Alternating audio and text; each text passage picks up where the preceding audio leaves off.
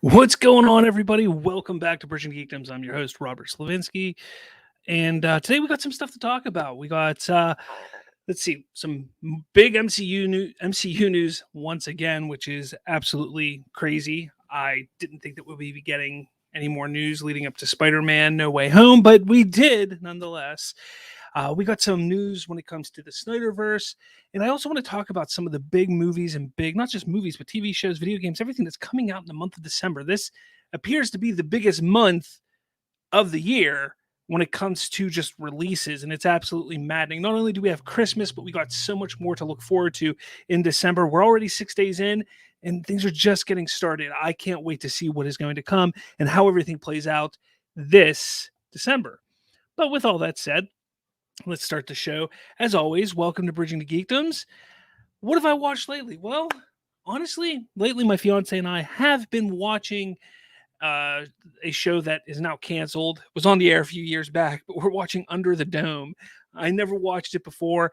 I've actually heard that it doesn't give you a satisfying ending because it did get canceled. So I'm not looking forward to that, but the first season I thought was pretty good, and I thought it was leading somewhere that could be really interesting, especially when you kind of mix Stephen King and Steven Spielberg together, which is sort of what this show was. It excited me. I really thought it was going to go somewhere cool, but it really is starting to look like it's not going anywhere. Season 2 was pretty bad, and we just started season 3 the other night. Not looking forward to how this show doesn't end or ends or whatever, what have you. But I'm not looking forward to it at all. I kind of am regretting continuing the series at this point. But that's what's been going on with me. Please, if you do watch this, live or after the fact, let me know down in the comments what you've been watching lately, what you've been excited for, and what you want to talk about. All right, moving on. We're going to talk about Hawkeye episode 3, and I'm going to give you my reaction to episode 3 because episodes 1 and 2 I thought were done really well, and there was a lot of negativity surrounding that show, which I have no idea why there was so much negativity, because it was a lot of fun. I really enjoyed the first 2 episodes of Hawkeye. Episode 3 just took it to another level. And I don't know if maybe it's because I've watched so much TV in my life, which I don't know if that's a good thing or a bad thing, but because I've watched so much TV in my life, I understand how television shows work, how you kind of have to build up. You can't just have everything all at one time. You have to build the characters. You have to set up the world that they're living in that point in time to then further explain what the main idea and concept of the story is going to be. And every single Marvel show has done that really well within the first couple episodes. WandaVision, I loved the first 2 episodes. Really, the first 3 episodes of WandaVision, I really enjoyed. But that show fell off. Whereas most of the other shows in the MCU, they've taken off at that point, and they've just gone on some wild and crazy rides. And that's where I think this episode, or that's where I think episode 3 starts, or what it starts doing is starts going in that crazy direction. I loved it. I thought it was the backstory of Echo in the beginning was beautiful in a way, and I know that is a very important type of character to show in a series like this, to show a deaf person, a mute even, and showing, I mean, I don't know if she's technically mute, but she's usually sign language to communicate completely. But to utilize a character like this and to have a character like this in the superhero genre, which is actually absolutely huge right now, and give that representation, I know people are loving that, and it is a great way to show this character and introduce this character. And the fact that she's going to have her own show, the fact that we're going to get more from her, that is really exciting. I really like the character. I really feel that Haley Steinfeld's character, Kate Bishop, really grew in this episode. I think you start to understand that she's still just a kid who, yes, she is cocky, but she has a lot of skill. and she has to learn how to control that cockiness, to control that skill, to be successful at what she wants to do and who she is. And Hawkeye, Clint Barnes, is going to be the one to do that and help guide her. And that's what the first 2 episodes were setting up, is like, look, you have this girl who has all the skill in the world, but is just clumsy, who is too full of herself, who is too cocky. But then you have Clint Barnes, who's like, you got to chill out, to take a step back. And again, we started to see that in this episode here. Fantastic episode. I cannot wait for this week's show. I know that there's potentially a big reveal that's going to be in this coming episode, and everybody's looking forward to it, and they want to see who it is. And the big white elephant in the room, which is Wilson Fisk, played by Vincent D'Onofrio, whatever his name, Vincent D'Onofrio, whatever, you know what I'm saying. He's going to be in it, or that's the speculation, at least. Pretty sure that's going to be what happens. But let me know down in the comments below what you think of Hawkeye so far. We're 3 episodes in. We got 3 more episodes left. Again, I've enjoyed it thus far. I think that they're taking a very grounded approach to the MCU, and that's what I like to see. It's not always about the big spectacle. It's not always about the multiverse. It's not about different dimensions. It's not about big space aliens. No, sometimes it can just be about a man who shoots a bow and arrow, and you can still have a very, very interesting story to tell with that. And that's what we're getting right here. I love the little kind of like the PTSD things that he's having when it comes to Black Widow, to Nat. I like that. I like how he's struggling with what he's been through. And I love the relationship between he and his wife, because she supports him in almost anything and everything he has to do. And that's just a beautiful thing to see that somebody who has done the type of stuff that he's had to do, to be and live the life that he's had to live, yet she still is there supporting him and understanding and knows that he wants to be with his family, but there's something that is important that he has to get done. And I love that. I love that about the show. I love what they're doing with it. All right. Moving on. Feige confirms Charlie Cox in the MCU, which was huge. This is a huge bit of information that just came out the other day. Kevin Feige was sitting with Amy Pascal from Sony. They were having an interview talking. I'm not 100% sure who it was with, maybe a Hollywood Reporter. And they asked about Daredevil. And he said, look, if Daredevil is going to be in the MCU, it will be Charlie Cox. And I mean, in so many words, it's not exactly what he said, but that is essentially what's going on. Charlie Cox is his man to play Daredevil, or Matt Murdock, in the MCU. And then he goes, and it's to be seen when or how that will happen. Guys, if you're watching, if you know, this was all a setup. This was all planned for No Way Home. The way Amy Pascal laughs while he's saying this, and if you can watch the video, I had the video found. I should have bookmarked it. I can't find it since I got home. But the thing about it is, he's sitting there and, when or how this will come about, and she giggles because she knows, Amy Pascal knows, he's going to pop up. Spoilers, rumors, whatever you want to call this, in Spider-Man No Way Home. This is what this is all about. They were promoting Spider-Man No Way Home, and he's going to obviously give us a little bit to chew on, because he knows the fans want something. He knows that the fans have been wanting Charlie Cox to come back as Daredevil. Now, the big question is this going to be the Daredevil from the Netflix series? Is it going to be the same Daredevil that we saw over the course of 3 seasons, played very dark and gritty like we did on Netflix? I don't think that's going to be the case. I think this is going to be a variant of Matt Murdock, a variant of Daredevil, just like Wilson Fisk will be a variant. It will not be the same Wilson Fisk from the Daredevil show, and this will not be the same Matt Murdock from the Daredevil show. But they're played by the same characters. And I am excited because I think it's going to open up a door to exploring these individual characters much more than Netflix ever could, because it's going to give us the opportunity to interact with so many different types of characters that they didn't have the ability or access to on Netflix. And obviously, with them opening up the multiverse, and now there's going to be an explanation that there's all these different multiverses, it's going to be easy enough to explain that what we watched on Netflix was a completely different universe where the events of New York still happened in 2012, but their future is different than the future we're seeing now. And I don't know why my service is acting up, so I do apologize for that. That's a little disappointing that this is happening today, of all days. Last week it went fine. But let me know in the comments below what your thoughts are on this whole thing with Charlie Cox coming back to the MCU. Do you think it's going to be in No Way Home? What do you think? Do you think this was all planned? Do you think it was a whole thing that, hey, let's do you think Feige was like, look, we're going to talk about this now to get people excited, so when he pops up in No Way Home, fans are like, that's what he was talking about. I also think it has to do with Wilson Fisk, possibly played by Vincent D'Onofrio, popping up on Hawkeye this week. I think it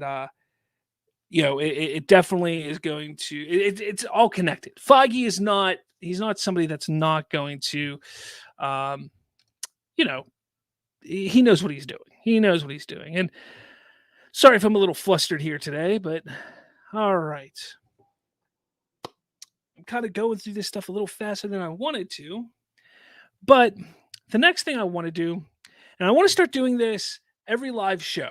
I wanted to kind of a little update every live show that I have, because despite the fact that this movie came out almost a year ago at this point, despite the fact that it was a long fight and battle to get to that point for this movie to come out, there's still so much more that is being fought for at this point in time. So this is going to be the first, and hopefully not a too long, but possibly a long little segment that we're going to be doing on every show.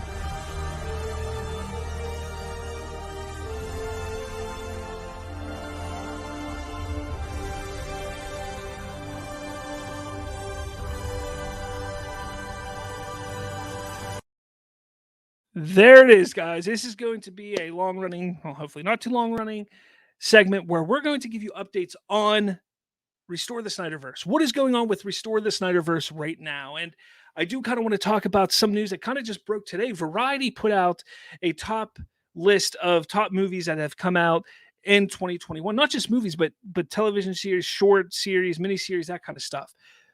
Justice League, Zack Snyder's Justice League, made it to number 8 on this list.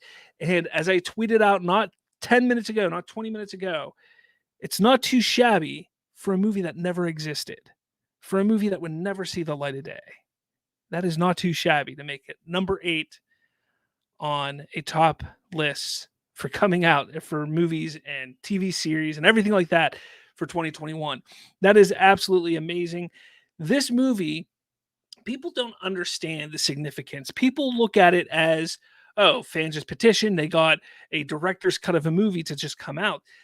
There's still people out there who don't understand the significance of this film being released. And not only do they not understand the significance of that, but what they don't understand is that it could still potentially lead to so much more than just that one movie.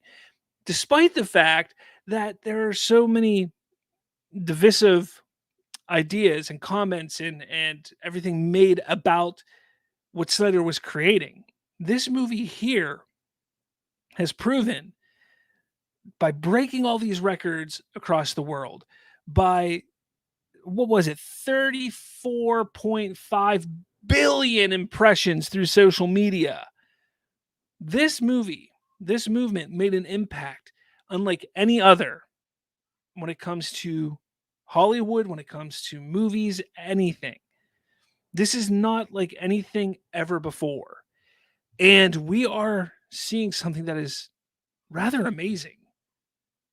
Not just, I don't know how to put it any more than that. This is something that has been fantastic.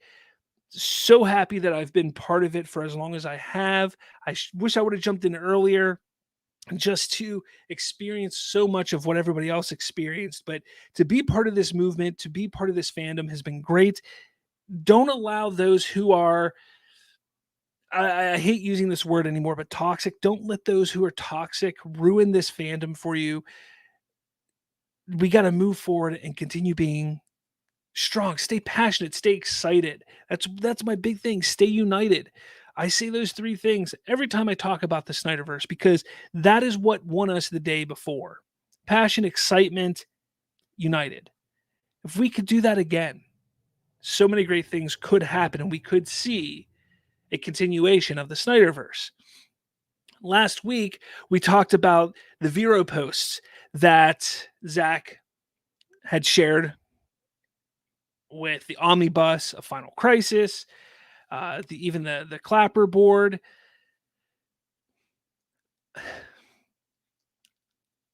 Just stay excited, guys. Look, there's going to be people out there who say, "Oh, this or that, this or that." He said thankful. He said thankful for a specific reason on that post on Vero on Thanksgiving. And remember, he's somebody who likes to be a little cryptic. He doesn't like everything to be right up front. Yes, he's thankful for his family on Thanksgiving and his friends and everything that he has, but there is another meaning to that thankful. So I think people need to maybe pay a little more attention or try and grasp a little bit better what he's been trying to say on social media, because I think some big things have already started to happen. And it's only a matter of time when Discovery finally takes over, the merger happens, and everything else comes together. It's only a matter of time until everything falls into place. And I, for one, cannot wait. And I'm so excited about that for sure. Now, besides that, unfortunately, there's nothing that I can say. But I am truly, truly excited about Restore the Snyderverse.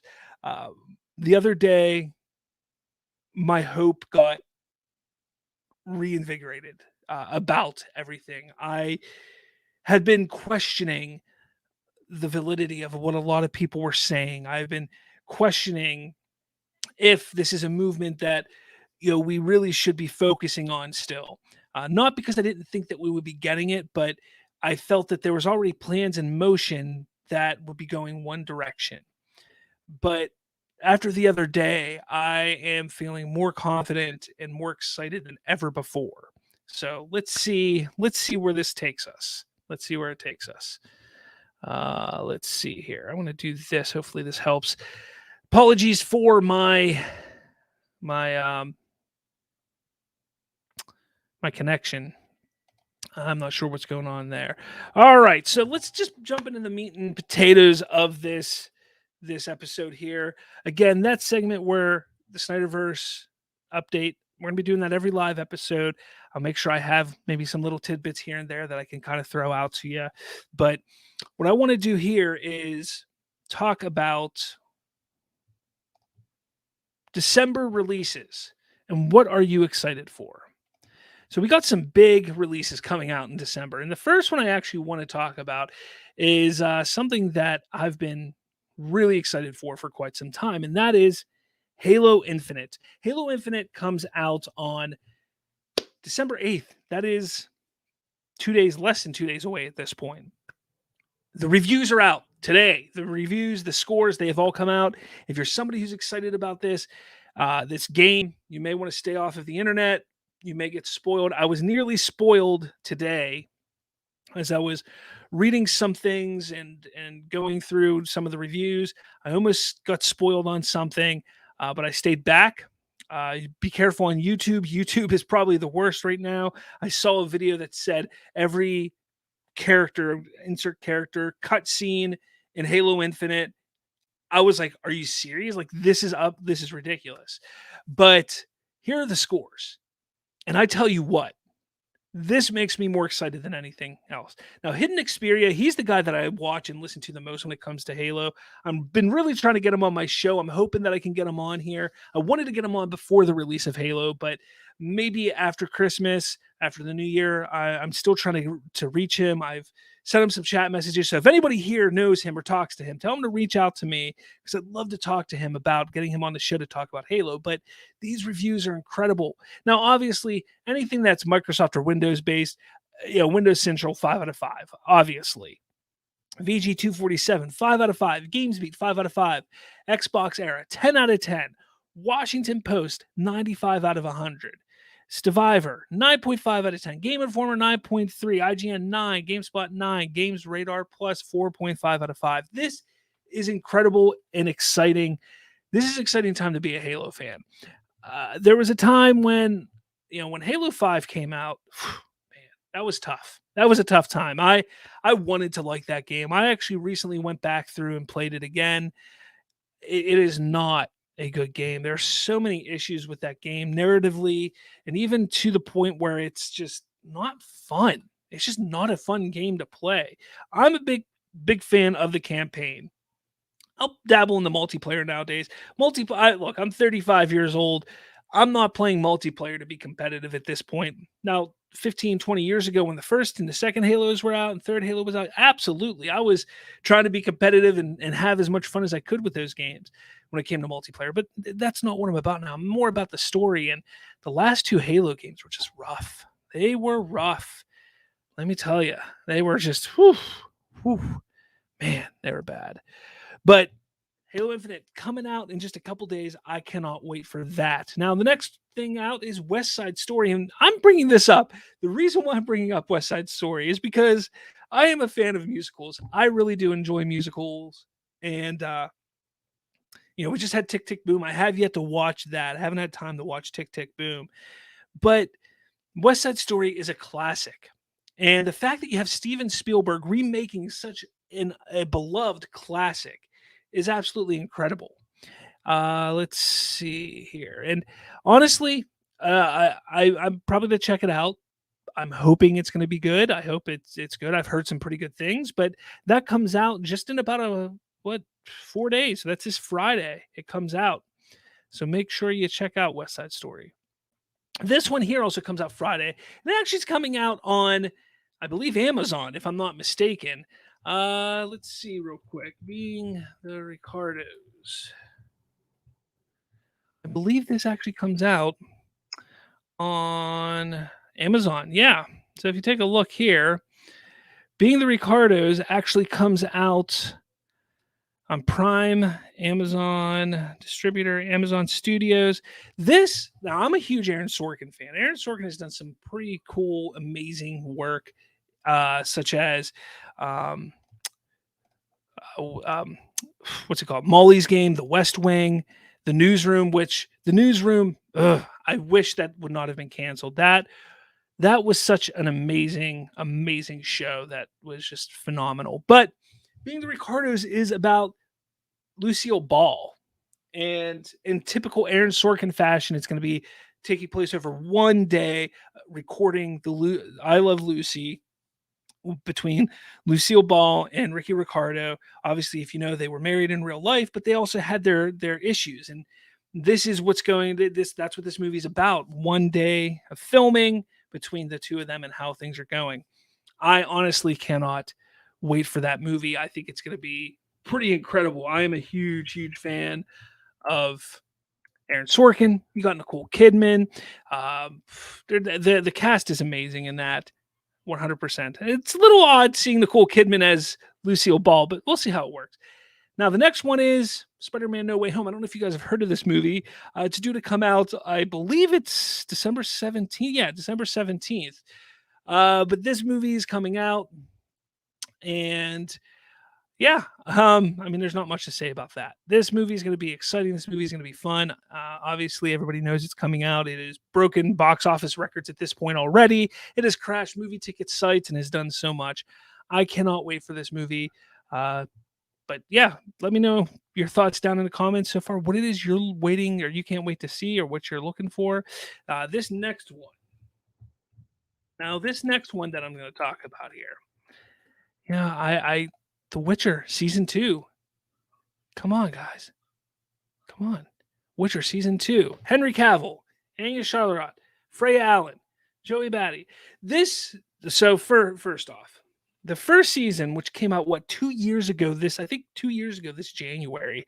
It's crazy that it's been so long. But that first season was phenomenal. It had its issues. It definitely had its issues. It was not, great. It was slow at times, but it was phenomenal in the fact that it was done so well. Just done so well. So I can't wait for that.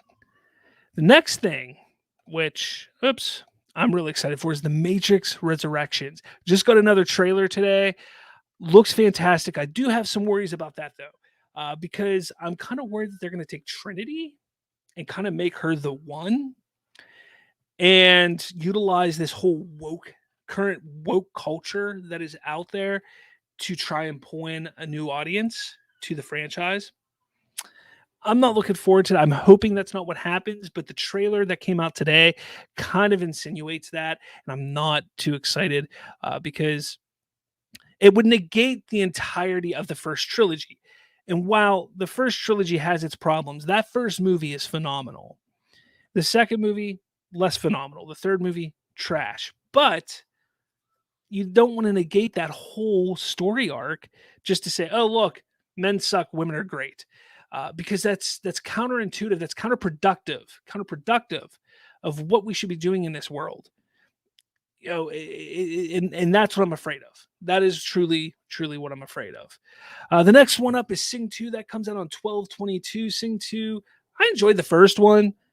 It's just another animated movie. If you have some kids, again, I don't know. I mean, I threw this up here just because I enjoyed the first one enough. The same day as Matrix Resurrections and Sing 2 is The King's Man, which is the prequel to the Kingsman series. Matthew Vaughn is at the helm again.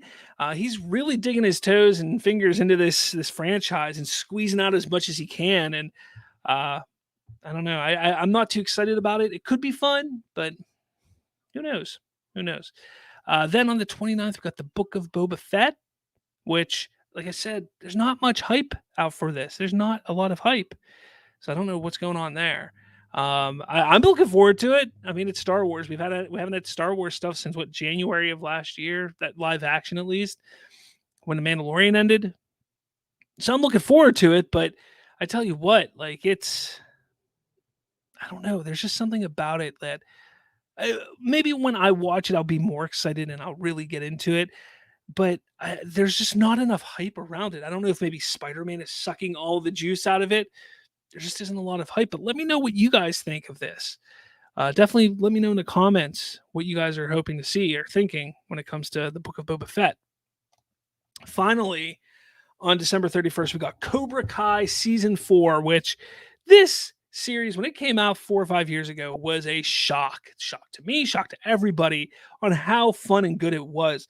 This was rebooting / continuing a franchise done right. We saw back in 2016, when they started rebooting stuff. Actually, about 10 years ago, they started rebooting things like the Ghostbusters. They tried to reboot, failed miserably, but Cobra Kai was done right. And I give them a lot of credit for what they did and were able to do with that show. And they continue to do. So that's going to be out on Netflix on New Year's Eve. So definitely check that out. Something to ring in the new year with.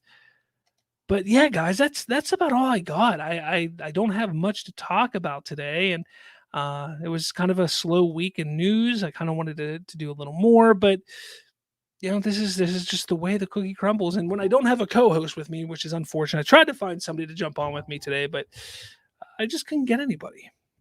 Nobody wanted to join me, or just couldn't. They were busy. I don't know why. It's kind of upsetting. Oh well, but let me know in the comments below what you think of all of this. What are you most excited for when it comes to the releases coming out in December? We got so much that I just went over. Spider-Man No Way Home is probably at the top of everybody's list, but what else is there that's coming out this month that maybe you didn't know about and now you are excited about, or maybe you've just been excited about and you want other people to get excited about it as well? So put that in the comments below. Make sure you hit that like button, hit subscribe, all that jazz to get more from me and Bridging the Geekdoms. Make sure you head over to Spoilerverse.com. Spoilerverse.com is our network. That is the hub for Bridging the Geekdoms and so much more spoiler country and a lot of other shows over there that are just doing some great things. But yeah, guys, I guess that's about it. Just a 30-minute show today, but that's okay. That's okay. Sometimes shorter is better, right? At least that's what I've been told. No, sometimes shorter can be better, right? Yeah, we're just gonna go with that there. But all right, guys.